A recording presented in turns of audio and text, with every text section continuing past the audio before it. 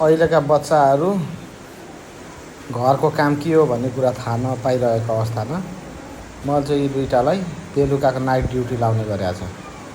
कान्छो यहाँ लखर लखर लखर लखर कुद्थ्यो, भाइ तिम्रो काम चाहिँ यो पोचा लगाउने हो, सरसफाइ गर भनेर भन्यो। त्यसपछि कान्छोले म गरिहाल्छु नि भनेर स्टाइल पार्दै पार्दै पोचा लगायो, सफा गर्छ। बुढाबुढी चाहिँ धेरै सफा गर्छन् है, फेरि गर्न चाहिँ पुसेको पुसै गर्ने। अनि उसले यसरी सफा गर्दै सबैतिर सफा गर्दै गर्दै गयो। अब कुर्सी मुनि पनि परेको हुनसक्छ भन्छ र कुर्सी मुनि पनि गर्न खोज्छ। त्यहाँ अब कुर्सी मुनि सफा गर्छ। यसरी काम लाइयो भने बेला मौका सघाउँछन् पनि र उनीहरूले यसरी काम गर्नुपर्छ भन्ने थाहा पनि हुन्छ।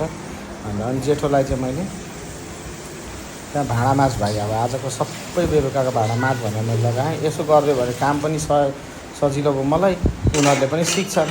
धन्यवाद।